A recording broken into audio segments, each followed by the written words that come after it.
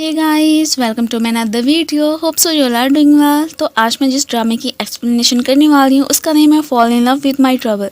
उम्मीद करती हूँ कि आप सभी को ही अच्छा लगेगा। So without wasting any more time explanation को स्टार्ट करते हैं। सो ड्रामे की स्टार्टिंग में ही हमें हमारी फीमेल लीड टियान को दिखाया जाता है, जो कि एक स्कूल गर्ल है और साथ ही साथ अपनी बेस्टी से बातें करती हुई जा ही रही थी कि तभी अचानक इनकी नज़र एक पोस्ट पे पड़ती है, जो कि बहुत बड़ी कंपनी के CEO चिन की थी। उसने एक पेंटिंग ही यहाँ पे लगाई हुई थी। यही कह रहा था कि ये जो कोई भी लड़की है वो मुझे ऑफिस में आके दिखे, वरना फिर मैंने बहुत बुरा करना है। ये सब देख के ना यहाँ पे टियान तो काफ़ी ज़्यादा परेशान हो जाती है। एक्चुअली में ये लड़की कोई और नहीं बल्कि वही थी। अब फिर ये रिमेंबर करने लगती है। तभी हमें फ्लैशबैक में दिखाया जाता है कि यहाँ पे CEO चिन साहब किसी लड़की को धुतकार रहे थे। यही कह रहे होते हैं कि तुम तो बस एक कपड़ों की माने दो। मीन कि ये लड़कियाँ ऐसे चेंज करता है जैसे कोई ड्रेस हो। ये सब सुन के हमारे फीमेल लीड को बिल्कुल भी अच्छा नहीं लगता। वो यहाँ पे खड़ी खड़ी बहुत सारी बातें सुना देती है। काफ़ी ड्रंक भी थी। जैसे ही बेहोश होती है तो ये साहब उठा के उसे होटल रूम में ही लेके आ गए थे। अगले दिन अब जैसे ही टियान की आंख खुलती है ना तो वो सरप्राइज़। खैर फिर यहाँ पे ये नोट करती है कि रात को ना उसने इसका बिस्तर बहुत गंदा कर दिया था, तो इसी वजह से ही उसने फिर इसकी ड्रेस चेंज की थी, वरना वैसे कुछ नहीं हुआ था। अब ये समझती है कि शायद हो सकता है कि अगला पर्सन ना कोई गरीब शरीब ही होगा, तो इसलिए यहाँ पे ना सिर्फ एक कॉपी में पैसे रखती है बल्कि इवन के मार्क लगाने के लिए ना अपनी लिपस्टिक का ही निशान लगा के वहाँ से चलती बनती है। पीछे से ये नोट यहाँ पे चिन साहब को भी मिल चुका था। वो ये देख के सरप्राइज के वाह क्या लड़की थी, बस एक दफ़ा मिल जाए ना फिर मैं उसे बताऊँगा मुझे वो पैसे दे के गई है। अब ये सब कुछ देख के ना यहाँ पे ये सोचती है कि क्या मुझे CEO के पास जाना चाहिए या नहीं। अब फिर बहुत सोचने समझने के बाद अपनी बेस्टी को कहती है कि तुम ना मेरी लीव ले लेना, और ये कहती हुई वहाँ से चलती बनती है। नेक्स्ट सीन में हमें इसे ऑफिस में ही दिखाया जाता है। इधर ये साहब फिर से किसी लड़की से फ्लर्ट करने में ही बिजी थे। ये सब कुछ देख के ना यहाँ पे इसे बहुत ज़्यादा गुस्सा आता है। वो भी इसे पूछने लगा था कि ओह तो तुम आ ही गई, मैं कब से तुम्हारा वेट कर रहा था। खैर ये फिर उसे पैसे दे देती है कि ज़रूर ये मांगने के लिए मुझे बुलाया होगा। वो कहते हैं कि क्या मैं तुम्हें इतनी बड़ी कंपनी का CEO पॉड लगता हूँ जो तुम मुझे पैसे दे रही हो। इवन कि यहाँ पे इसे अपने क्लोज खींच कर ये भी कहता है कि क्या तुम मेरी वुमन बनोगी, और फिर साथ ही साथ इसे अपना क्रेडिट कार्ड भी दिखाने लगा था कि तुम्हें जितने पैसे चाहिए तुम रख सकती हो। ये तो फिर उसके पाँव को हिट कर देती है कि क्या मैं तुम्हें पैसे लेके बिकने वाली लड़की लगती हूँ जो मुझसे ऐसे बिहेव कर रहे हो। एंड देन फिर उसे भड़कती हुई वहाँ से चलती बनती है। पीछे से इन साहब को तो बहुत ज़्यादा गुस्सा आ जाता है कि क्या फर्स्ट टाइम इस ज़िंदगी में किसी लड़की ने मेरी इतनी इंसल्ट की है। वो अपने असिस्टेंट को इसके बारे में सब कुछ सारी की सारी इन्फॉर्मेशन निकालने का ही कहने लगा था, जो कि फिर अब इसे पता चल ही जाता है कि ये ना एक ऑर्फन गर्ल है और साथ ही साथ किसी कॉलेज में भी पढ़ती है। अब रात के वक्त ये अपने पार्ट टाइम जॉब करने के लिए जहाँ पे डिलीवरी गर्ल बन के गई थी, वहीं पे हमारे CEO साहब फोटो शूट के लिए आए होते हैं। ये उसे देख के सरप्राइज। अचानक ही यहाँ पे ना ये जो भी डिलीवरी करने आई होती हैं वो नीचे गिर के अगली गर्ल की ड्रेस पे लग जाता है। वो इस पे भड़क के थप्पड़ी मारने लगी थी कि तभी चिन उसका हाथ पकड़ लेता है कि ऐसे किसी को बुली नहीं करना चाहिए, जाओ यहाँ से तू। ये सब कुछ देख के ये एकदम सरप्राइज। एंड देन उसे कहती है कि तुम्हें ना मेरी इतनी ज़्यादा साइड लेने की कोई ज़रूरत नहीं है। वहाँ से जाने लगी थी तभी CEO चिन इसके पीछे आते और यही कहने लगे थे कि अगर तुम्हें मेरी लिफ्ट चाहिए तो मैं दे सकता हूँ। वैसे भी अगर तुम मेरी गाड़ी में ना बैठी तो मैंने तुम्हारी वो वाली पिक्चर्स ना सोशल मीडिया पे अपलोड कर देनी है। ये बेचारी फिर क्या करती, बैठ जाती है और यही कहती है कि देखो अब तो तुम्हें मेरी वो वाली पिक्चर्स डिलीट करनी होंगी ना। तो वो कहता है कि मैंने तो तुम्हें जस्ट लिफ्ट देने की बात की थी, ये तो नहीं कहा था कि अगर तुम मेरी गाड़ी में बैठोगी तो मैं तुम्हारी पिक्चर्स को डिलीट कर दूंगा। ये सुन के इसे और ज़्यादा गुस्सा आ जाता है। खैर यहाँ पे फिर से कहता है कि क्या तुम मेरी कॉन्ट्रैक्टेड गर्लफ्रेंड बनोगी। ये तो मना करती हुई वहाँ से चली जाती है कि बिल्कुल भी नहीं। अब जैसे ही टियान अपने घर जा रही होती है तो तभी अचानक इसकी मुलाकात अपने ही क्रश से हो जाती है। मिंग इसे अपने साथ ही कल मूवी देखने को चलने को बोलने लगा था। ये भी कह देती है कि ठीक है मैं आपके साथ चलूँगी। इधर ये साहब ऑर्फनेज के मालिक के पास पहुंच आए होते हैं कि मैं ये ख़रीदना चाहता हूँ। वो तो एकदम सरप्राइज थे।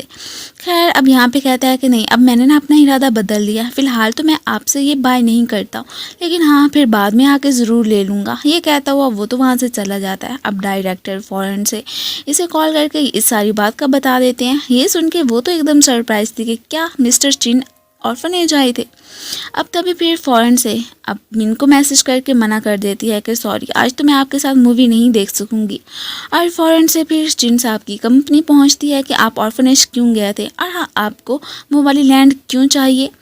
ये तो यहाँ पे कह देता है कि अगर तुम मेरी वुमेन बनने के लिए तैयार हो तो मैं भी फिर वो लेने से मना कर देता हूँ। अब इसके पास तो एक ही चॉइस बची थी कि वो था इसका ऑर्डर मानना, इसलिए फ़ौरन से तैयार हो जाती है। ये भी कह देता है कि प्रूफ के तौर पे ना अब तुम जो मेरे लिए कर सकती हो वो करके दिखाओ। उसके हाथ में जो भी वाइन का गिलास होता है ना तो ये लेके पी लेती है।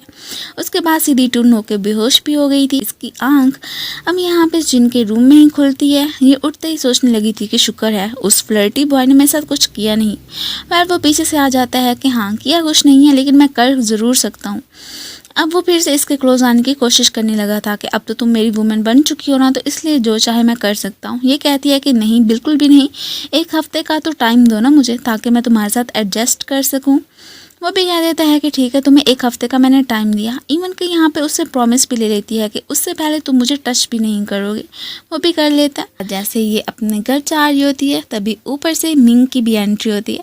वो इसके लिए केक लेके आया था और ये भी कहता है कि पिछली दफ़ा तो तुमने मुझे मना कर दिया था कि हम मूवी देखने नहीं जा सके, लेकिन अगली दफ़ा ज़रूर आना मेरे साथ। वो भी कह देती है कि हाँ ठीक है बिल्कुल मैं ज़रूर आपके साथ आऊँगी। अगले ही सीन में फिर इसे फ़ौरन से यहाँ पे चिन की कॉल आ जाती है कि मेरी कॉल तुम पिक क्यों नहीं कर रही हो। खैर ये तो उसके इस फ्लर्टीपन से ना बहुत तंग आ चुकी थी, इसलिए जब भी वो अब कॉल करता है ना ये तो पिक की नहीं करती। नेक्स्ट ये फिर मूवी देख के मिंग के साथ जैसे ही वापस आ रही होती है तो यहीं पे एंट्री हो जाती है CEO चिन की। वो तो इसे एक लड़के के साथ देख के ना बहुत ज़्यादा जेलस फील करने लगा था। फ़ौरन से इनके पास पहुंच जाता है। इसे देख के मिन पूछने लगा था कि ये कौन है। अब ये भी फ़ौरन से कह देती है कि अरे ये तो मेरा कज़न है ना। अब फिर इसे लेते हुए फ़ौरन से वहाँ से चली ही गई थी। अब ये फिर उसके घर ही पहुँच रहा होता है कि वैसे भी मैं तुम्हारा कज़न हूँ ना तो इतना तो मेरा हक बनता है कि मैं तुम्हारा घर जाके देख सकूँ। अब वहाँ पे आके जेलसी में इसे किस कर लेता है। ये फ़ौरन से उसे साइड पे करती है कि ये तो मेरी फर्स्ट किस थी जो कि तुमने छीन ली है, अब मैं क्या करूँगी। इसे तो यहाँ पे ना इस वक्त CEO चिन पे बहुत ज़्यादा गुस्सा आ रहा था और फिर फ़ौरन से उसे अपने घर से ही बाहर निकाल देती है। अगले ही लम्हे इसे उसके साथ डेट पे ही आते हुए दिखाया जाता है। वो साहब बहुत खुश लग रहे होते हैं कि अब तुम मेरी वुमेन है तो इसलिए जो भी मैं कहूँगा तुम्हें वो करना पड़ेगा। एंड देन उसे यहाँ पे कहता है कि मुझे खाना खिलाओ, जो कि मजबूरी में उसे खिलाना ही पड़ जाता है। वो इस बेचारी को जितना भी टॉर्चर कर रहा था ना इस बात से ये बहुत तंग आती है। इवन कि वो इसका हाथ पकड़ के इसे अपनी लैप पे बिठा लेता है। जैसे उसके क्लोज जाकर उसे किस करने की कोशिश करने लगा था ना ये अपनी आइज क्लोज करती है। फिर वो फ़ौरन से पीछे हो जाता है कि नहीं ये हमें पब्लिक प्लेस पे बिल्कुल नहीं करना चाहिए। नेक्स्ट वो इसे अपने घर लेके आ गया था कि कल ही तुम यहाँ पे शिफ्ट हो रही हो। अब जाहिर सी बात है 1 महीने का कॉन्ट्रैक्ट है तो तुम्हें मेरे साथ पूरा 1 महीना यहाँ पे रहना पड़ेगा। ये भी फिर मना नहीं कर पाती, कैसे करती। वो फिर से इसके क्लोज आके इसे किस करने की कोशिश करने लगा था। ये जैसे अपनी आइज़ क्लोज करती है वो फिर से पीछे हो जाता है। ये भी फिर फ़ौरन से वहाँ से चलती बनती है। अब नेक्स्ट फिर अपनी एक फ्रेंड रूही से मिलने के लिए पहुँच आया होता है। उसे फिर यहाँ पे बहुत सारे पैसे देके यही कहने लगा था कि तुमने ना एक ऑर्फनेज में ये सब कुछ अपने नाम से ही डोनेट करना है। वो भी मान जाती है लेकिन हैरान तो थी कि आखिर ये इस वक्त ऐसा क्यों कर रहा है। में हमें टियान को ही दिखाया जाता है जो कि अपना सूटकेस लेके इसके घर पहुंच आई थी। मीन कि वो मान गई थी कि 1 मंथ के लिए उसे इसके पास रहना ही है। बाद में जैसे ही शॉवर लेने के लिए वॉशरूम जाने लगी थी तो सामने से इसे देख के एकदम सरप्राइज कि तुम मेरे वाले रूम में क्या कर रहे हो। ये भी कहने लगते हैं कि वैसे भी पूरा का पूरा घर तो मेरा ही है ना, तो मेरी मर्जी है, मैं चाहे जहाँ जाके शॉवर लूँ। खैर अब यहाँ पे ये बेचारी तो काफ़ी ज़्यादा इरिटेट होती हुई ना वहाँ से चलती बनती है। बाद में ये उसे थका हुआ देख के कहता है कि चलो मिलके ना आज हम कहीं डिनर करने चलते हैं, बट आगे आके रेस्टोरेंट ही बंद था। अब जो उसे कहती है कि ठीक है हम स्ट्रीट फूड जाके खा लेते हैं। उसे भी एक ठेले पे लेके आ गई थी। वेल यहाँ का खाना तो इसे बिल्कुल भी अच्छा नहीं लगता है। अब जैसे ही गुस्से में घर आता है ना तो ये समझती है कि जैसे अभी ना ये मुझे थप्पड़ ही मार देगा कि मैंने इसके साथ अच्छा नहीं किया। वेल वो इसे कहता है कि नहीं मैं ऐसी वैसी सी पनिशमेंट लड़कियों को नहीं देता हूँ कि उसे मारूं, लेकिन हाँ पनिश के तौर पे इसे किस ज़रूर कर लेता है। वो भी एकदम सरप्राइज रह गई थी। बाद में डायरेक्टर से कॉल करके बता देते हैं कि ऑर्फनेज में ना किसी रूही नामी लड़की ने बहुत सारे पैसे डोनेट किए हैं। ये सुन के यहाँ पे ये तो बहुत ज़्यादा खुश हो जाती है कि ये तो अच्छी बात है ना। आज अपनी फ्रेंड के साथ इसने बहुत सारी मौज मस्ती की थी, इसलिए घर आते आते लेट हो चुकी होती है। तो यहाँ पे ही उससे पूछने लगा था कि तुम्हें इतनी देर क्यों हो चुकी है। आज का दिन तो वो टियान का कोई भी बहाना नहीं सुनने वाला था, इसलिए उसे लेके अपने रूम में ही आ जाता है। दोनों यहाँ पे इंटीमेट हो जाते हैं।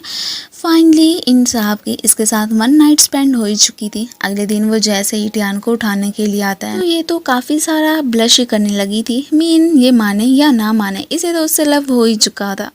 अगले ही लम्हे इसे बार में अपने असिस्टेंट के साथ ही बैठे दिखाया जाता है। वो भी इससे यही बात कर रहा होता है कि देखो, जहाँ तक मुझे याद है ना कि आप जैसे पहली वाली लड़कियों को ट्रीट करते थे ना, उससे बिल्कुल डिफरेंट ही टियान को कर रहे हैं। तो इसलिए आपको मान लेना चाहिए कि आपको उससे लव हो गया है। ये भी टियान को सोच सोच के ना यहाँ पे स्माइली करने लगा था। तभी अचानक इसे एक अंकल की कॉल आ जाती है, जो कि यही बता रहे थे कि आपकी मम्मी की कंडीशन बहुत ज़्यादा बिगड़ चुकी है। तो इसलिए उसे देखने के लिए फ़ौरन से यहाँ पे पहुँचे। जाने से पहले इसने तो टियान को मैसेज भी कर दिया था कि मैं कुछ दिनों के लिए घर पे नहीं आऊँगा, तो परेशान मत होना।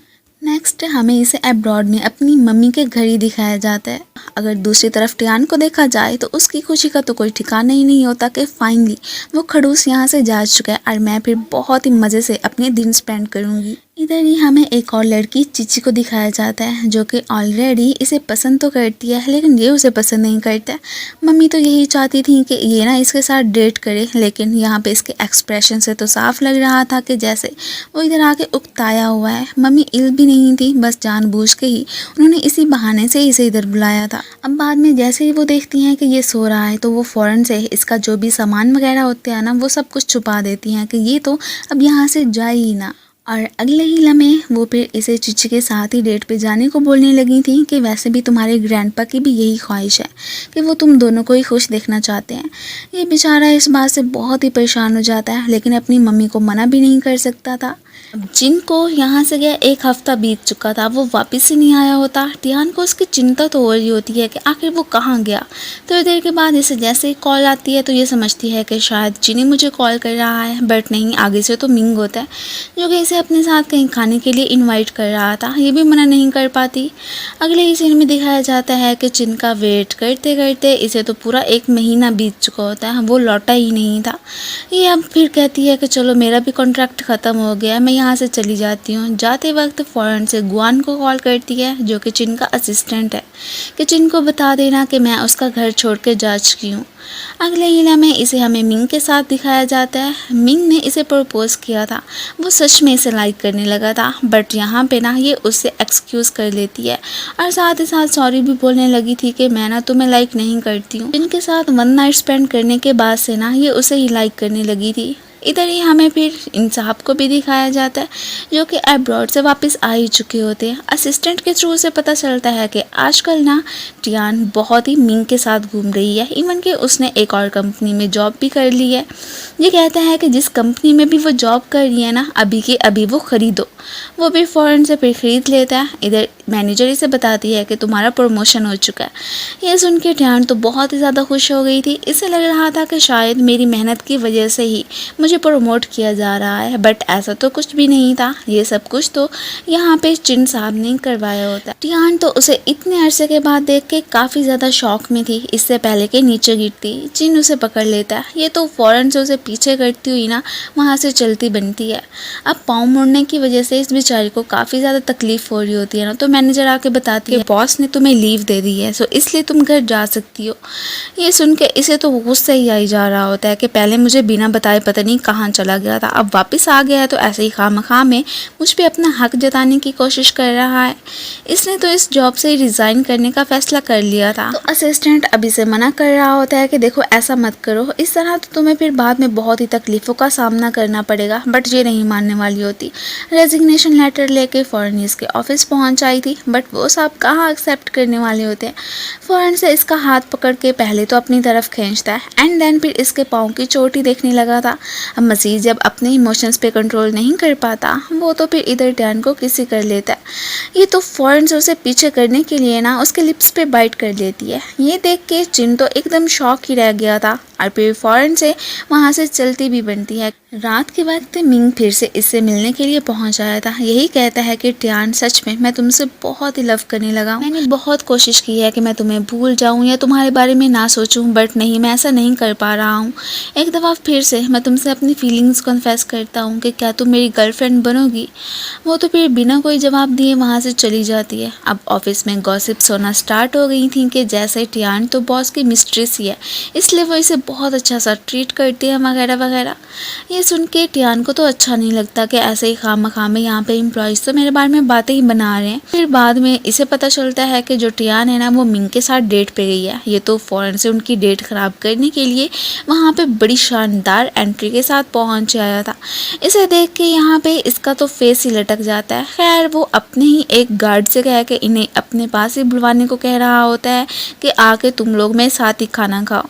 अब यहाँ पे मिंग मना नहीं कर पाता, इसलिए वो फिर इसके साथ ना उसके टेबल पे पहुँच जाया था। ये साहब तो इतने ज़्यादा जेलस फील कर रहे होते हैं कि यहाँ पे इसकी रेपुटेशन का भी नहीं सोचते। फ़ौरन से मिंग से कह देता है कि ये तो पहले 1 महीना मेरी वुमेन रह चुकी है और इवन कि हम दोनों ने 1 नाइट स्पेंड भी की थी, तो क्या तुम अभी भी इसे अपनी गर्लफ्रेंड बनाना चाहते हो। ये सुन के अब यहाँ पे टियान को तो बहुत ज़्यादा गुस्सा आ जाता है कि ये क्या बात हुई, तुम मेरे बारे में ऐसा सोचते थे। और फिर यहाँ से इससे पहले कि जाती तभी मिंग भी उठ खड़ा होता है कि मैं तुम्हारे साथ ही चलता हूँ। अब चाहे जो भी था वो तो इस पे गिव अप नहीं करने वाला था। यही कहता है कि तुम्हारे बीच और उसके बीच जो कुछ भी हुआ ना, मुझे उस बात से कोई लेना देना नहीं है। मैं वाकई में तुम्हें अपनी गर्लफ्रेंड बनाना चाहता हूँ। ये सब सुन के ना टियान को तो बहुत ही अच्छा लगता है कि वाकई में ये मुझे लेके सिंसियर है, इसलिए उसने अब की बार इसकी फीलिंग्स एक्सेप्ट कर ही ली थी। नेक्स्ट दिखाया जाता है कि ये जैसे ही टियान को ऑफिस में छोड़ने के लिए आता है ना, मीन के इसने अभी तक कंपनी से रिज़ाइन नहीं किया था, तब वो इसके क्लोज आके किस करने ही लगा था, लेकिन ये फ़ौरन से एक्सक्यूज़ करती हुई चलती बनती है। दूसरी तरफ इन साहब का तो गुस्से के मारे बुरा हाल था। असिस्टेंट के साथ मिलके काफ़ी सारी ड्रिंक भी कर लेता है। अब ये भी कहने लगा था कि हाँ बॉस, अब तो मान ही लेना कि वाकई में आपको टियान से लव हो चुका है। वो भी कहता है कि हाँ ठीक है, मान लिया। अगले दिन ये साहब तो गुस्से में टियान को साइड पे ही लेके चले जाते हैं और फिर अपोलोजाइज भी करने लगे थे कि माना रात को मुझे मिंग के सामने वो सारी बातें नहीं करनी चाहिए थी, ये तो उसे माफ़ नहीं करने वाली होती। अब फिर ये उसे फोर्सफुली किस कर लेता है। ये देख के टियान को तो इस पर और ज़्यादा गुस्सा आ जाता है कि आखिर तुम खुद को समझते क्या हो, पहले मिंग के सामने तुमने मेरी इमेज ख़राब करके रख दी है।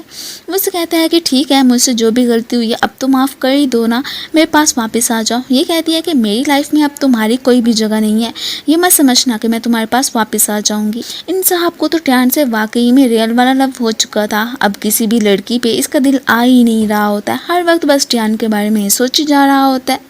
इधर तो इसने भी मूव ऑन कर लिया था और ये तो मिंग के साथ बहुत ही खुश लग रही होती है। तभी अचानक इसकी नज़र यहाँ पे चिन के एक इंटरव्यू पे पड़ती है, जिससे कि एक रिपोर्टर यही पूछ रहे होते हैं कि आपने रिलेशनशिप के बारे में क्या सोचा है, कि क्या आप किसी बहुत बड़ी स्टार से डेट करेंगे, वैसे आप खुद भी कहाँ किसी से कम है। ये कहता है कि नहीं, मैं तो एक ऑर्डिनरी पर्सन को ही लव करता हूँ और उसी को ही अपनी लाइफ में लाऊंगा। ये सुन के यहाँ पे ये भी उसकी बातों में खो ही गई थी। तभी फिर अचानक ही मिंग उसे अपनी मौजूदगी का एहसास दिलाने के साथ साथ ये भी कहता है कि माना मैं जिन के जितना रिच नहीं हूँ, लेकिन फिर भी मैं तुम्हें हमेशा ही खुश रखने की कोशिश करूँगा। अब ये भी खुश हो जाती है कि हाँ हाँ बिल्कुल, मैं तुम्हारे साथ बहुत ही हैप्पी हूँ, तुम्हें मेरी चिंता करने की ज़रूरत नहीं है। अभी तक चिन ने इसका पीछा करना नहीं छोड़ा था। जैसे ही घर जा रही होती है वो फ़ौरन से इसके पीछे आके यहाँ पे हक कर लेता है कि मैं ना अब्रॉड जा रहा हूँ, प्लीज़ एक दफ़ा मुझे ऐसे ही हक करने दो ना। ये अब उसे क्या ही कहती है। खैर दोनों यहीं पे खड़े ही होते हैं कि तभी अचानक से ऊपर से मिंग आ जाता है और वो तो इसे अपनी गर्लफ्रेंड से आइंदा दूर रहने को ही कहने लगा था और साथ ही साथ टियान को लेके वहाँ से चलता बनता है। नेक्स्ट हमें इन दोनों को इसकी एक फ्रेंड के पास बैठे दिखाया जाता है। उसके सामने ही इसने तो एक बहुत ही ब्यूटीफुल सी रिंग ना यहाँ पे टियान को गिफ्ट कर दी थी, जो कि उसे बहुत पसंद आती है। इसने उसे शादी के लिए प्रपोज किया था, जिसके लिए वो हाँ कह देती है। चिन ने तो टियान का ट्रांसफ़र कर दिया था, उसने इसे अपनी असिस्टेंट ही बना लिया होता है। इस बात से इसे बहुत ज़्यादा गुस्सा आता है। इसका तो मन कर रहा था कि उसके ऑफिस में जो सारी चीज़ें पड़ी है ना वो सारी की सारी फेंक दे। फिर सोचती है कि वैसे भी वो यहाँ पे तो नहीं होगा ना, कल जो कह रहा था कि मैं तो अब्रॉड जा रहा हूँ, बट पीछे से इतने में उसकी एंट्री हो जाती है। वो जैसे इसके हाथ में रिंग देखते हैं ना तो वो फ़ौरन से इससे वो उतारने को ही बोलने लगा था कि तुमने आखिर मेरे अलावा किसी और के बारे में सोचा भी कैसे। ये उसे कहती है कि देखो अब तुम्हें ये सब करने की ज़रूरत नहीं है, पहले भी मुझे बिना बताई यहाँ से चले गए थे। इससे मिलने के लिए आज कंपनी में एक वैन नामी लड़की आई थी जो कि फिर मिंग को ही जानती होती है। उसे कहती है कि हम साथ में ही पले बड़े हैं। मेरे डैड तो मिंग को अपनी पूरी कंपनी दे के इस दुनिया से चले गए हैं, इवन कि उन्होंने उससे ये प्रॉमिस भी लिया था कि वो हमेशा मेरा ख्याल रखेगा, मुझे प्रोटेक्ट करेगा। इसलिए मुझे पता चला है कि उसने तुम्हें प्रपोज किया है, क्या तुम उसकी लाइफ से अब जा सकती हो। वैसे भी तुम्हें पता है ना कि मैं बहुत ज़्यादा इल हूँ और लॉनली भी हूँ, मुझे उसके अलावा और कौन संभाल सकता है। ये सारी बातें करते करते ना अचानक ये तो यहाँ पे बेहोश ही हो जाती है। नेक्स्ट वो इसे हॉस्पिटल लेके पहुँच आई थी। अब डॉक्टर के थ्रू उसे पता चलता है कि वैन को तो हार्ट डिजीज़ है। उसे देखने के लिए यहाँ पे मिंग भी आ चुका था और वाकई में वो तो वैन को लेके जितनी केयर कर रहा होता है ना, ये सब देख के ना इसे अच्छा नहीं लगता कि क्या सच में कहीं ये भी उसे लाइक तो नहीं करता। अब जैसे यहाँ पे रोती जा रही होती है ना, ऊपर से इन साहब की एंट्री हो जाती है। वो फिर से इसे हक कर लेते हैं। इससे रोने का रीज़न पूछने लगे थे। ये उसे कहती है कि अगर मैं रोऊं, चीखूं, चिल्लाऊं, जो भी करूं, तुम्हें इससे क्या वास्ता। और फिर वहाँ से चलती बनती है। पूरी रात वैन के पास बैठ के जागने की वजह से ना सुबह जैसे ही उठता है ना तो इसे बहुत सारे चक्कर आने लग जाते हैं। अब बाद में जैसे ही डॉक्टर को अपना चेकअप करा के वापस आता है तो सामने से टियान इसे देखने के लिए आई थी। वो यही पूछ रही होती है कि क्या तुम ठीक हो ना। लेकिन यहाँ पे जैसे ही वो देखती है ना कि वैन तो इसे चिपकी हुई है, ये देख के उसे ज़रा भी अच्छा नहीं लगता। और ये साहब भी उसे साइड पर नहीं करते, इसे कहते हैं कि हाँ हाँ मैं बिल्कुल ठीक हूँ, बस पूरी रात इसका बैठ के ख्याल रखता रहा था ना तो इसलिए मेरी ये कंडीशन हो गई है। वो तो उसे ये तक नहीं कहता है कि मैं तुम्हें घर ड्रॉप कर देता हूँ। ये सब देख के ना फिर यहाँ पे इसे तो बहुत ज़्यादा बुरा लग जाता है। एक्चुअली में तभी हमें फ्लैशबैक में दिखाया जाता है कि डॉक्टर ने इसे कहा था कि तुम्हें तो ब्रेन ट्यूमर है, जिसकी वजह से मे बी कि तुम बहुत जल्दी मर जाओ, या फिर अगर तुम्हारा ट्रीटमेंट अच्छा हुआ तो तुम्हारे ज़िंदा रहने की भी चांसेस हैं सही। लेकिन इसने तो वो सारी बातें अपने दिल पे ही ले ली थी, तभी तो उसने तब ध्यान के साथ वैसे रिएक्ट किया था। ये गाड़ी में बैठी सोच रही होती है कि क्या सच में मिंग अब मुझसे लव नहीं करता है। अब अगले ही लम्हे दिखाया जाता है कि ये साहब तो चिन से मिलने के लिए पहुंच आए थे और उससे पूछते हैं कि क्या तुम सच में टियान से बहुत लव करते हो। तो ये कहता है कि हाँ करता हूँ, तो फिर तुम्हें क्या मसला है। अब ये उसे बता देता है कि मैंने डॉक्टर को अपना चेकअप करवाया था और उन्होंने मुझे ब्रेन ट्यूमर ही बताया। अब इस कंडीशन में तो मैं टियान का ख्याल नहीं रख सकता हूँ, मुझे तो अपनी लाइफ का ही भरोसा नहीं है कि कब मैं मर जाऊँ। इसलिए मैं चाहता हूँ कि तुम ना हमेशा हमेशा के लिए टियान का ख्याल रखना, उसकी रिस्पॉन्सिबिलिटी अब मैं तुम्हें ही देता हूँ। और हाँ, अगर उसे हर्ट करने की कोशिश की तो उसके बाद तुम्हारी हड्डियाँ तो मैं तोड़ के रख दूँगा। ये सब कह के वो तो वहाँ से चला ही गया था। इसके बाद सीधा टियान के पास आता है और उससे ब्रेकअप करने की बात करने लगा था कि मुझे अब रियलाइज़ हो चुका है कि मैं तो वैन को पसंद करता हूँ, और हाँ उसके साथ तो मैं बहुत जल्दी दूसरे कंट्री भी जा रहा हूँ, तो इसलिए तुम पीछे से अपना ख्याल रखना, और आज से हम दोनों शायद कभी मिलेंगे भी ना। ये सारी बातें सुन के ना यहाँ पे बेचारी टियान को तो बहुत ही बुरा लगा था। ये तो फिर उसे रिंग वापस कर देती है, जो कि लेके इसे इवन के गुड बाय भी नहीं कहता और फिर वहाँ से चला जाता है। नेक्स्ट हमें दिखाया जाता है कि चिन साहब तो फ़ौरन से टियान के पास आते हैं और उससे कहते हैं कि मैंने तुम्हें भूलने की बहुत कोशिश की थी, बट मैं ऐसा नहीं कर पाया हूँ, क्या तुम मुझे एक और चांस दोगी। ये भी फिर उसे दे देती है, क्या ही कहती। अब फिर ये दोनों रूई से मिलने के लिए जाते हैं। अब इसे पता चल जाता है कि ये वही रूई है जिसने कि ऑर्फनेज में डोनेशन वगैरह की थी, और वो भी फिर किसी और के नहीं, चिन के कहने पे। यहाँ पे ये तो बहुत खुश लग रही होती है, दोनों हैप्पी कपल बन चुके थे, और इन दोनों को देख देख के इस मैडम का तो जलन के मारे बुरा हाल। मीन के ये तो चिन को पसंद करती है, और उसके साथ टियान को बैठे देख के ना इसे तो बहुत ही जेलसी फील हो रही होती है। नेक्स्ट रूई की बर्थडे का सीन दिखाया जाता है, यहाँ पे कि चिन इसे ही लेके आया था। सारे लोग इस पे बातें बनाने लगते हैं कि हमने नहीं सोचा था कि चिन, जो कि एक बहुत बड़ी फैमिली से बिलोंग करता है, किसी पोअर सी गर्ल को ही डेट करेगा।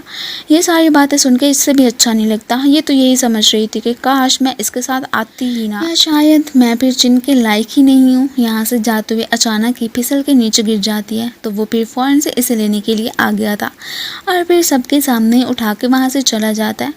अब इस बेचारी के पाँव में मोच आ गई थी और बर्थडे पार्टी भी ख़राब हो गई थी, इसलिए कंपनी में सारे एम्प्लॉयज़ ने ना इसे लेके बातें बनाना स्टार्ट कर दी थी कि पता नहीं इसमें आखिर बॉस को क्या नज़र आया था। ये उसे कहती है कि मैंने अब ऑफिस में काम नहीं करना है, मैंने ना फैशन डिज़ाइनिंग करने का ही डिसाइड कर लिया। ये भी कहता है कि ठीक है, तुम जो भी करना चाहती हो ना, मैं तुम्हें हमेशा ही सपोर्ट करूँगा। और साथ साथ ये भी कहने लगा था कि रूई को भी फैशन डिज़ाइनिंग में काफ़ी ज़्यादा इंटरेस्ट है, तो इसलिए तुम वहाँ पर काम करने के लिए जा सकती हो। नेक्स्ट ये भी उसके पास पहुँच आई होती है। अब यहाँ पर ये मैडम ना सिर्फ उसे बहुत सारा काम करने के लिए दे देती हैं, बल्कि ये भी कहने लगी थी कि क्या तुम्हें कभी अपनी फैमिली के बारे में चिन ने बताया है। ये कहती है कि नहीं, मुझे तो नहीं बताया। तो यहाँ पे उसे बताती है कि उसके एक ग्रैंड पा हैं जो कि बहुत ज़्यादा स्ट्रिक्ट हैं। अब जहाँ पे इनकी फैमिली में जो भी काम होता है ना, वो उनसे पूछे बगैर तो बिल्कुल भी नहीं होता। सो तुम उसकी गर्लफ्रेंड हो, तो इससे पहले तुम्हें ग्रैंडपा को ज़रूर अपने बारे में कन्विंस करना चाहिए। पता नहीं वो तुम लोगों के रिश्ते को लेके मानेंगे भी सही या नहीं। ये सुन के यहाँ पे टियान तो बहुत ही डिप्रेस्ड हो गई थी। बाद में उसकी फैमिली को लेके वो चिन से बात भी करती है कि क्या तुम अपने ग्रैंडपा की मर्ज़ी से ही शादी करोगे। तो वो कहता है कि नहीं, ऐसी बात नहीं है, मैं तो अपनी मर्ज़ी से ही शादी करूँगा। जैसे इसके मुँह से ये वर्ड सुनती है ना, तो यहाँ पे टियान बहुत रिलीफ फील करने लगी थी। इसका एक कॉलीग दूसरी कंपनी में कुछ भूल गया था, इसलिए फिर टियान से ही कह देता है कि जाके ले आओ। वो रास्ते में खड़ी टैक्सी के आने का वेट कर रही थी, तभी उसे एक सीनियर मिलता है जो कि इसे कहता है कि मैं तुम्हें ड्रॉप कर देता हूँ। इवन कि वो इसे कंपनी लेके आया ही था, बट तभी रास्ते में ना इतना ज़्यादा खड़ा होने की वजह से ना इस बेचारी की कंडीशन तो ख़राब भी हो जाती है। वो फिर इसे फ़ौरन से हॉस्पिटल लेके जाने लगा था। अब इन दोनों की फ़ोटोज़ यहाँ पे इस मैडम ने क्लिक कर ली होती हैं, जिसके बाद ये सारी पिक्चर्स ना वो सीधी इसे ही सेंड कर देती है। ये देख के चिन का गुस्से के मारे बुरा हाल। टियान हॉस्पिटल से अपना चेकअप कराने के बाद सीधी काम के लिए वापस आ गई थी, लेकिन फिर बाद में जैसे घर पहुंचती है तो चिन साहब ने तो उसे अपने आड़ों हाथों ले लिया था कि क्या मैं तुम्हारे लिए काफ़ी नहीं था, तुम तो बहुत ज़्यादा बोल्ड हो गई हो, पता नहीं किन किन के साथ चक्कर चलाए हुए हैं। इसे फोर्सफुली किस कर लेता है। वो बेचारी फ़ौरन से इसे साइड पे करती है कि ये क्या बातें कर रहे हो, तुमने मेरे बारे में ऐसा सोच भी कैसे लिया, वैसे भी क्या तुम मुझे ऐसी लड़की समझते हो। उसका गुस्सा कहाँ कम होने वाला था, वो तो इसे उठा के फ़ौरन से बेड पे पटक देता है। इसी के साथ ही हमें फिर फ्लैशबैक का सीन दिखाया जाता है, जबकि चिन को किसने टियान की पिक्चर्स सेंड की थी। ये तो गुस्से में फिर उससे पूछने के लिए ही आ गया था कि आखिर ये सब क्या है। वो उसे बता देती है कि आज दोपहर के वक्त मेरी तबीयत बहुत ज़्यादा ख़राब हो गई थी। सीनियर ही मुझे कंपनी छोड़ने आए थे, जब मैं वहाँ पर बेहोश हो गई तो इसलिए वो मेरी चिंता करते हुए मुझे हॉस्पिटल ही लेके चले गए, इसमें क्या बड़ी बात है। ये उसे कहता है कि अगर तुम्हारी इतनी ही बुरी कंडीशन हो गई थी तो तुम्हें कम से कम मुझे तो बताना चाहिए था। ये कहती है कि कैसे बताती, वैसे भी मैं आपको ज़्यादा अपने लिए परेशान नहीं कर सकती थी तो इसलिए नहीं बताया। खैर, क्या आप मुझ पे इतना शक करते हैं और ऐसी लड़की समझते हैं कि मैं हर किसी के साथ घूमते फिरती हूँ। वो कहता है कि नहीं, ऐसी बात नहीं है। तो ये भी कहती है कि फिर आपने मेरे पीछे डिटेक्टिव्स क्यों लगाए हुए हैं जिन्होंने कि आपको ये खबर दे दिया। वो कहता है कि नहीं, मैंने किसी को भी नहीं कहा था तुम पे नज़र रखने के लिए। इन दोनों के बीच तो अच्छी खासी फाइट भी हो गई होती है। थोड़ी देर के बाद इसके पास रुई आती है कि आज रात कंपटीशन होने वाला है, सो तुम उसकी तैयारियां करो, इस सब को छोड़ो। खैर, रात के वक्त पहला प्राइज़ तो यहाँ पे टियान ही विन करती है। अब इस इवेंट को स्पॉन्सर करने वाला कोई और नहीं बल्कि चिनी था, तो इसलिए रुई मैडम को तो गुस्सा ही आ रहा होता है। वो असिस्टेंट से पूछती है कि आखिर तुम्हें क्या लगता है कि क्या टियान इस अवार्ड को डिजर्व करती है। तो ग्वान भी कहता है कि हाँ, क्यों नहीं, वैसे भी इस इवेंट को उसका बॉयफ्रेंड ही तो स्पॉन्सर कर रहा है। ये सुन के सारे एम्प्लॉयज ही सरप्राइज रह जाते हैं। अब थोड़ी देर के बाद जैसे इसे पता चलता है ना कि एक्चुअली में इसने अपनी मेहनत से अवार्ड नहीं जीता है बल्कि चिन की सिफारिश करने पे ही इसे वो अवार्ड दिया गया था, तो इसलिए ये उस पर गुस्सा करने लगती है कि आज तक आपको ये समझ नहीं आई है कि मैं कैसी लड़की हूँ, मुझे क्या पसंद है क्या नहीं। मुझे ये सब कुछ अच्छा नहीं लगता है कि मैं किसी सिफारिश से ही कुछ जीत पाऊँ। वो कहता है कि नहीं, ऐसी बात नहीं है, मैं तो जस्ट तुम्हारी हेल्प करना चाहता था। अब इसे तो यहाँ पे अच्छा भी नहीं लग रहा होता कि जो अवार्ड दूसरे डिजर्व करते थे वो इसे मिल गया, इसलिए इससे नाराज़ होकर वहाँ से चली जाती है। बाद में फिर चिन को पता चल गया था कि रुई ने ही इसे टियान की पिक्चर सेंड की थी, सो इसलिए रात को उससे पूछने के लिए आ जाता है कि तुमने आखिर ऐसा क्यों किया था। वो उसे कहती है कि क्या तुम्हें आज तक समझ नहीं आई है कि कॉलेज लाइफ से ही मैं तुम्हें इतना ज़्यादा लाइक करती आई हूँ, तुमसे कभी ये बात मैं बता ही नहीं पाई। ये इस बात के लिए उसे सॉरी बोलता है कि मुझे रियलाइज़ ही नहीं हुआ। खैर, ये कहती है कि मुझे अब तुम्हारे सॉरी की कोई ज़रूरत नहीं है, वैसे भी अब मैं बहुत जल्दी अब्रॉड जा रही हूँ, सो इसलिए गुड बाय। बाद में लेटर लिख के उसने इसे सेंड कर दिया था, जिसमें कि टियान को उसने क्लियर कर दिया था कि जिन ने तुम्हारे पीछे कोई भी आदमी नहीं भेजे थे, बल्कि वो पिक्चर्स मैंने ही उसे सेंड की थी। बाद में वो जैसे ही इसे मनाने के लिए आता है ना कि प्लीज़ मुझे माफ़ कर दो, आइंदा के बाद कभी भी तुम पे शक नहीं करूँगा, तो ये भी फिर उसे माफ़ कर देती है। दोनों फिर से एक हो चुके होते हैं। अब थोड़ी दिनों के बाद चीची का बर्थडे आने वाला था, तो इसलिए इसे कॉल करती है कि तुम वापस कब आ रहे हो। तो ये कहता है कि नहीं, मैं तो बिल्कुल नहीं आ रहा हूँ। इससे बात करके ना इसका तो मूड ही ख़राब हो जाता है। चीची मैडम तो अपना सूटकेस तैयार करके फ़ौरन से फिर उसके पास ही जाने लगी थी कि मैं तो जाके ना वहाँ पे उसे सरप्राइज़ दूंगी। इधर इसने टियान को प्रपोज कर दिया था शादी के लिए। वो तो इस बात से बहुत ज़्यादा खुश होती है। अगले दिन वो फिर से जगाती है एंड साथ साथ ये भी कहने लगी थी कि नेक्स्ट वीक ना मेरी मॉम की डेथ एनिवर्सरी आ रही है, तो क्या तुम मेरे साथ वहाँ पे चलोगे। तो ये भी कह देता है कि हाँ बिल्कुल, मैं तो तुम्हारे साथ ही चलूँगा। अब यहाँ पे ये दोनों तो बहुत ही ज़्यादा खुश लग रहे होते हैं। अब इन्हें क्या पता था कि इनकी खुशियों पर नज़र लगाने के लिए चीची आ रही है ना। अब मम्मी इसे कॉल करके बताती हैं कि चीची चाइना तुमसे मिलने के लिए आ गई है, सो उसे एयरपोर्ट पे पिक कर लेना। ये बेचारा तो बहुत ज़्यादा परेशान हो जाता है कि ओह नो, अब उसके बारे में मैं टियान को कैसे बताऊंगा। इसे तो कुछ समझ नहीं आ रही होती, इसलिए फिर अपनी जगह पे असिस्टेंट को कह देता है कि उसका पता चलाओ कि वो कौन से एयरपोर्ट पे है और हाँ तुम ही जाके उसे पिक कर लेना। ये हैरान हो रही होती है कि आखिर चीची कौन है और साथ ही साथ ये भी सोचती है कि कहीं वो इसकी बहन तो नहीं है। पहले थोड़ी देर के बाद ये उसे आके बताता है कि चीची तो यहाँ पे कंपनी ही पहुँच आई है, मुझे तो उसे एयरपोर्ट पिक करने जाना ही नहीं पड़ा। ये सब सुन के ये तो और ज़्यादा परेशान हो जाता है और इसे कहता है कि देखो जल्दी से ना किसी बहाने से उसे कंपनी से भेज दो, उसे यहाँ पे न मत आने देना। ये भी फिर चीची से कह देता है कि अभी ना चिन बहुत ज़्यादा काम कर रहा है, तो इसलिए तुम घर चली जाओ, वो वहाँ पे आके तुमसे मिल लेगा। थोड़ी देर के बाद इसने सारी बात का टियान को बता दिया था कि चिची ही वो लड़की है जिससे कि ग्रैंडपा मेरी शादी करवाना चाहते हैं, बट मैं ऐसा नहीं चाहता हूँ, मैं तो तुमसे लव करता हूँ ना, तो इसलिए मेरी यही ख्वाहिश है कि मैं तुमसे ही शादी करूँ। ये सारी बातें सुन के यहाँ पे वो तो बहुत ही अपसेट हो गई थी कि मैंने समझा था कि चिची शायद इसकी सिस्टर है, लेकिन वो तो इसकी होने वाली फियांसी निकली। इधर ये मैडम भी फिर से कंपनी आ चुकी होती है कि मैं तो आज चिन से मिले बगैर यहाँ से नहीं जाऊँगी। इधर असिस्टेंट आगे से बताता है कि पता नहीं चिची कहाँ चली गई है, घर पे तो वो नहीं है। दोनों ही उसे ढूंढने के लिए निकल पड़े थे, काफ़ी ज़्यादा टेंशन में भी लग रहे होते हैं। इन्हें यहाँ से जाते हुए टियान भी देख लेती है और हैरान थी कि आखिर ये इतनी जल्दी में कहाँ जा रहे हैं। अब तभी कंपनी में इसकी एंट्री हो जाती है। अब फिर यही उसका वेलकम करती है।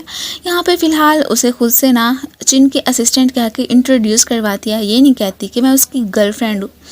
थोड़ी देर के बाद ये दोनों भी कंपनी पहुंच आए होते हैं। खैर ये जो उसे पूरे शहर भर ढूंढ के आए थे वो तो कंपनी में ही बैठी होती है। अब यहाँ पे ऐसे लग रहा था कि शायद चिची को मेरे साथ देख के ये तो जेलिस करेगी, बट टियान तो यहाँ पे बिल्कुल काम ही रहती है। ये सब देख के ना ये उसे जेलिस फील कराने के लिए जानबूझ के इसके क्लोज आने की कोशिश करने लगा था, बट अभी भी उसका रिएक्शन सेम ही होता है। अब चिची जब इसे किस करती है तब भी वो कोई ख़ास रिस्पॉन्स नहीं देती, लेकिन वो तो बस ये सब प्रिटेंड कर रही थी ना। बाहर आके वो बेचारी तो बहुत ही ज़्यादा अपसेट होती है। मम्मी यहाँ के ग्रैंडपा को बताती हैं कि देखो चीची ना अब चाइना चिन से मिलने के लिए चली गई है, क्यों ना अब हमें इन बच्चों के बारे में कुछ सोच लेना चाहिए। तो ग्रैंडपा भी कहते हैं कि हाँ बिल्कुल, वो उसे इतना लव करती है तो हमें भी उनकी शादी की अनाउंसमेंट कर देनी चाहिए। ग्रैंडपा ने ऑर्डर दे दिया था कि सोशल मीडिया पे ना ये सारी अनाउंसमेंट कर दी जाए। वेल थोड़ी देर के बाद जैसे ही उस न्यूज़ पे इसकी नज़र पड़ती है ना, ये बेचारा तो बहुत ही सरप्राइज रह गया था कि ग्रैंडपा ने आखिर ये क्या कर दिया। अगर टियान ने ये सब देख लिया तो वो क्या सोचेगी मेरे बारे में।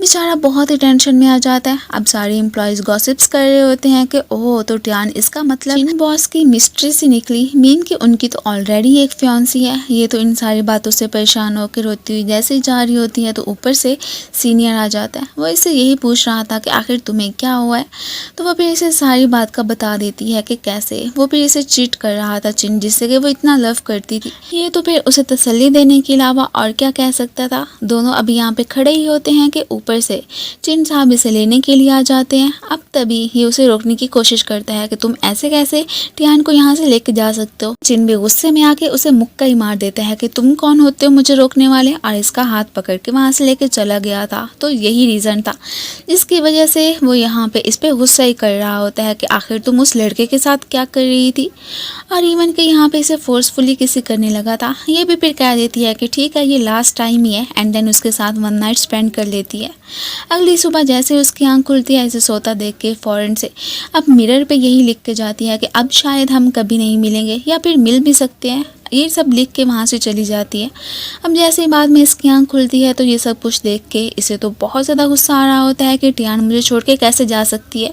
इसका तो उसके बगैर दिल ही नहीं लग रहा होता। ऑफिस में भी सारे एम्प्लॉयज़ को बस डांटता ही रहता है। अब ऑफिस में फिर टियान की एक फ्रेंड इससे मिलने के लिए आई थी, जो कि आते ही इसे थप्पड़ मार देती है कि तुम्हें ज़रा भी एहसास नहीं है टियान का, वो एक ऑर्फन गर्ल है और तुम उसे लेके सिंसियर भी नहीं हो। वो तुमसे कितना ज़्यादा लव करती थी और तुम देखो तुमने उसके साथ क्या किया। तुम्हारी ऑलरेडी एक फियांसी है, आखिर अपने ये प्ले बॉय वाली हरकतों से कब बाज आओगे। ये उसे कहता है कि ऐसी बात नहीं है, मैं सच में ही टियान को पसंद करता हूँ और इवन के उसे मैंने शादी के लिए प्रपोज भी किया। क्या ये मेरी सिंसेरिटी के लिए कम है। तो वो उसके कहाँ सुनने वाली थी, यही कहती है कि देखो अगर तुम वाकई में उसे लव करते हो ना तो जाके उसे अपने पेरेंट्स से मिलवा लो। ये भी इस बार में सोचने लगा था। इन दोनों की बातें तो यहाँ पे चीची ने भी सुन ली होती हैं। अब उसे समझ आ जाती है कि टियान एक्चुअली में इसकी असिस्टेंट ही नहीं बल्कि इसकी गर्लफ्रेंड भी है। ये सुन के वो तो शॉक ही रह गई थी। इधर टियान अपनी मम्मी की फ़ोटो देख के कह रही होती है कि इस दफ़ा जब मैं आपकी ग्रेव पे आऊँगी ना तो मुझे यकीन है कि इस दफ़ा वहाँ पे चिन भी आएगा, अगर वो मुझसे लव करता हुआ तो। इसे तो बहुत सारी उम्मीदें थी कि शायद वो हो सकता है कि आ जाए अगर वो रियल में मुझसे लव करता है। नेक्स्ट सीन में इसे भी ग्रेव यार्ड में ही बैठे दिखाया जाता है। यहाँ पे अभी भी इसे चिन के आने का ही वेट था। इधर वाकई में चिन ने डिसाइड कर लिया था कि आज तो पक्का मैं जाके ना उसे कह दूंगा कि मैं तुम्हें अपने पेरेंट्स के पास मिलवाने के लिए लेके जा रहा हूँ। अब यहाँ पे जो भी प्लानिंग कर रहा होता है ये सारी बातें चिची ने सुन ली थी। वो तो रोती धोती हुई अब मम्मी को कॉल कर देती है, यही बताने लगी थी कि आपको तो मुझे पहले बता देना चाहिए था कि चिन तो किसी और लड़की को पसंद करता है। वो देखे मुझे कोई भी इंपॉर्टेंस नहीं दे रहा है। मम्मी कहती हैं कि देखो तुम रोना बंद करो, मुझे इस बारे में नहीं पता था और हाँ जल्दी से वापस आने की तैयारी करो। थोड़ी देर के बाद फिर इसे भी कॉल करके बता देती हैं कि तुम्हारे ग्रैंडपा की तबीयत बहुत ज़्यादा ख़राब है, इसलिए उन्हें देखने के लिए फ़ौरन से आ जाओ। ये कहता है कि मुझे जाने से पहले ना टियान को बता देना चाहिए। उसे बहुत सारी कॉल्स करता है बट यहाँ पे वो पिक ही नहीं कर रही थी, इवन कि उसका फ़ोन तक बंद था। यह परेशान हो जाता है। खैर इसके पास तो कोई और ऑप्शन बचा ही नहीं था, ग्रैंडपा को देखने भी तो इसे जाना ही था ना। इधर ये उसका वेट करते करते यहाँ पे सो जाती है और इसी तरह ही उसे तो शाम ही हो गई थी। ये कहती है कि इसका मतलब है कि सच में चिन मुझसे लव नहीं करता, वरना वो ज़रूर आज मुझसे मिलने के लिए आता। और फिर ऐसी ही उदास सी ना फिर यहाँ से जाने ही लगी थी। असिस्टेंट गुआन टियान को कॉल करके कंपनी आने को कहता है कि बॉस के ग्रैंडपा की अचानक कंडीशन ख़राब हो गई थी तो वो उन्हें देखने के लिए अब्रॉड चले गए। ये तो उसे ये भी कहने लगा था कि वो सिर्फ और सिर्फ आपसे ही लव करते हैं। चीची से तो ग्रैंडपा ज़बरदस्ती ही उनकी शादी करवाना चाहते हैं और कोई बात नहीं है। अगर उन्हें लेके आपके दिल में कोई डाउट्स हैं तो प्लीज़ वो सब क्लियर कर ले। टियान को रियलाइज़ हो जाता है कि बस मुझे ही जिनको समझने में अब की बार गलती हो गई है। ये उसे मिलने अब्रॉड जाने का प्लान बनाती है। गुआन ने टिकट्स वगैरह की अरेंजमेंट्स खुद ही करने का डिसाइड कर लिया था। चीची अर्जुन घर पहुंच आए थे। अब जो उसे बताती है कि ग्रैंडपा एक्चुअली में इल नहीं है, उन्होंने इसी बहाने से आपको इधर बुलाया है कि हम दोनों की शादी करवा सके। ये सुन के चिन सरप्राइज। खैर उसके लिए ये अपोलोजाइज करने के साथ साथ ये भी पूछती है कि क्या आप सच में टियान से लव करते हैं। तो वो भी कहता है कि हाँ बिल्कुल, और मैं उसी से ही शादी करूँगा। अब फिर इसने चिन को उसके पास जाने का कह दिया था कि पीछे से मॉम एंड ग्रैंडपा को मैं खुद ही संभाल लूँगी। चीची बस चिन को खुश देखना चाहती थी कि अब चाहे वो टियान के साथ ही क्यों ना रहे, उसे इस बात से परवाह नहीं थी। ये उसे थैंक्स कहता हुआ वहाँ से जाने लगा था। ऑर्फनेज में एक माफिया प्रेसिडेंट की एंट्री होती है जो कि डायरेक्टर से टियान का ही पूछ रहा था। वो हैरान होते हैं कि तुम कौन हो और उसके बारे में क्यों पूछ रहे हो। ये उन्हें बताता है कि मैं टियान का बड़ा भाई हूँ। एंड अब ये फिर उन्हें एक्सप्लेन भी करने लगा था कि बहुत साल पहले जब टियान एंड उनकी मॉम का एक्सीडेंट हुआ था तो उसके बाद से वो दोनों ही हमें नहीं मिली। हमने उन्हें बहुत ढूंढा बट अब फाइनली हमें पता चला है कि टियान की मॉम की उस वक्त डेथ हो गई थी एंड टियान को ऑर्फनेज के हवाले कर दिया गया। अभी तो डायरेक्टर को ही मालूम नहीं था कि टियान किधर है, सो ये एक्सक्यूज़ करके वहाँ से चला गया था। इधर चीची मम्मी से अपनी शादी चिन से कैंसिल करने को ही बोलने लगी थी। वो हैरान होती हैं कि यूँ अचानक ये फैसला तुमने कर भी कैसे लिया, तुम तो उससे बहुत लव करती थी ना। ये बेचारा टियान को देखने चाइना आ गया था बट आगे से ये जान के दुखी कि टियान उससे मिलने के लिए अब्रॉड गई है। ये भी फिर फ़ौरन से उसके पास ही जाने लगता है। टियान तो सीधी ग्रैंडपा के पास पहुंचती है कि आप मुझे चिन से मिलवा दें। वो भी फिर जाने जाते हैं कि ये वही लड़की है जिसे कि चिन पसंद करता है। सो इसलिए ना सिर्फ इसके ऑर्फन होने पे इसे काफ़ी ज़्यादा पॉइंट आउट करते हैं बल्कि ये भी कहने लगे थे कि मेरे पोते को छोड़ने के जितने भी पैसे तुम्हें चाहिए ना वो तुम ले सकती हो। टियान भी साफ इनकार कर देती है कि मैं बाकी गर्ल्स की तरह गोल्ड डिगर नहीं हूँ जैसा कि आप मुझे समझ रहे हैं। अगर चिन से आप नहीं मिलवाना चाह रहे हैं तो ना मिलवाएं, मैं बाद में ही उससे मिल लूँगी। ये कहती हुई वो तो वहाँ से चली गई थी। जिन घर आके मम्मी से टियान का पूछता है कि क्या वो इधर आई थी, तो ये उल्टा गुस्सा करने लगी थी कि हमारे अलावा तुम्हें बस उसी लड़की की क्यों चिंता है। अब तो यहाँ पे वो इस पे इतना ज़्यादा भड़क गई थी, अभी तक टियान का भी पता नहीं चला था, तो टेंशन में आके ना इसकी तबीयत ख़राब हो जाती है। टियान जो कि यहाँ से जा रही थी, कुछ लोग उसे किडनैप कर लेते हैं, जो कि कोई और नहीं उसी माफिया प्रेसिडेंट गुआन के ही भेजे हुए आदमी थे। ये परेशान होकर यहाँ से भागना चाहती थी कि आखिर ये कौन है, मुझे क्यों पकड़ के रखे हुए हैं, बट ऐसा करना तो नामुमकिन ही लग रहा था।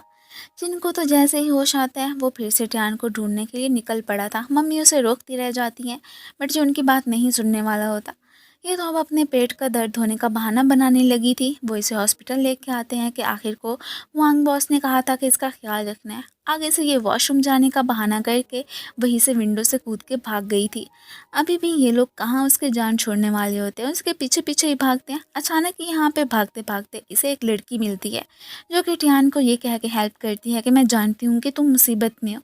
इसका गेटअप वगैरह उसने चेंज करवा दिया था कि इस तरह से तुम्हें कोई भी नहीं पहचानेगा, बट आगे जाके वही लड़की इसका एक्सीडेंट करवा देती है। ये भी उसने किसी स्ट्रेंजर लड़की के कहने पे ही किया था।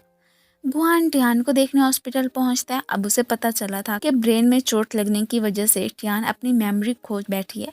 ये भी उसी बात का फ़ायदा उठा के टियान को उसका बड़ा भाई कहकर इंट्रोड्यूस करवाता है कि चलो पास्ट की बातें इसे याद ना ही रहें तो यही अच्छा होगा।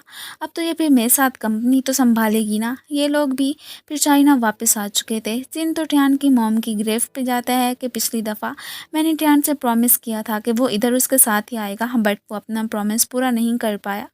उसके बारे में फिर यहाँ पे डायरेक्टर से पूछता है। अब उन्हें भी नहीं पता था कि फ़िलहाल टियान कहाँ है, लेकिन यहाँ पे उसे हुआंग के बारे में ज़रूर बता देते हैं कि शायद वही टियान को लेके गया होना है, वो खुद को उसका भाई जो कह रहा था। ये सब जानने के बाद जिन ने तो उसकी सारी इन्फॉर्मेशन वगैरह निकलवा ली होती है। टियान माफिया बैकग्राउंड से है, इस बात का इसे अब अंदाज़ा हो चुका था। गुआन तो चाहता था कि उसकी बहन ही सब कुछ संभाले। डैड मरने से पहले अपनी विल में जस्ट यही डिज़ायर का जिक्र तो करके गए थे कि गुआन पीछे से अपनी बहन को ढूंढ के लाएगा और उसे ही कंपनी का चेयरमैन बना देगा। और बस डैड की यही लास्ट विश पूरी करने के लिए ही तो वो इतनी मेहनत कर रहा था कि ये कंपनी संभाल ही ले, इस तरह मैं भी रिलीफ फील करूँगा। अब तो टियान भी इसके साथ काफ़ी घुल मिल गई होती है। असिस्टेंट श्यांग जो कि गुआंग को ही लाइक करती है, उसे ये सब देखा नहीं जा रहा होता कि अब तक अगर कंपनी वांग ने संभाली है तो वही चेयरमैन भी बनेगा। वो टियान को काफ़ी बातें भी सुनाने लगी थी कि तुम ना बस अपनी मेमोरी लॉस होने का यहाँ पे प्रिटेंड कर रही हो और कुछ नहीं है। उसके बारे में वो जो बुरा सोचती है ना, इस बात से तो टियान को कोई फ़र्क ही नहीं पड़ता। वांग ने कंपनी के डॉक्यूमेंट्स वगैरह मंगवा लिए थे। फिर से ये मैडम भड़की हुई कि मैंने तो टियान का एक्सीडेंट करवा के इसे मरवाना चाहा था, बट ये बचने के साथ साथ सारी चीज़ों की मालकिन भी फ्री में बन गई है। गुआन तो अपने आदमियों से कह के ना इसे कहीं बंद करवाने का ही ऑर्डर दे देता है। आखिर इसकी मेरी बहन को हर्ट करने की हिम्मत भी कैसे हुई थी। वो इसे ये भी पता चला था कि चिन नामी सीईओ टियान को ढूंढ रहा है। वो इसके पास्ट को भी अच्छे से जानता है, तो इसने टियान को खास तौर पे चिन से मिलने से मना कर दिया था। अब यहाँ पे जैसे ही ये चिन की फोटो देखती है ना, तो इसे तो वो काफ़ी जाना पहचाना तो लगता है, बट फिर भी इसे कुछ याद नहीं आता। अब हुआंग ने तो इसे यही बता दिया था कि चिन ना हमारा बिजनेस राइवल है, इसलिए जितना दूर हो सकता है ना उससे रहना। वो तो इनके घर का पता करा के ना टियान से मिलने के लिए यहाँ तक भी पहुँच आया होता है, बट गार्ड्स तो उसे यहीं से ही वापस भेज देते हैं कि टियान मैडम इधर नहीं है। इन्हें केक में कोई बेहोशी की दवा खिलाने के बाद सीधी टियान श्यांग के पास पहुंचती है कि तुम मुझे मेरे पास्ट के बारे में बता दो, तुम तो ज़रूर जानती होगी ना, तो तुम्हें मैं यहाँ से जाने दूंगी। वो भी कहती है कि पहले मुझे फ्रीडम दिलवाओ फिर मैं बताऊंगी।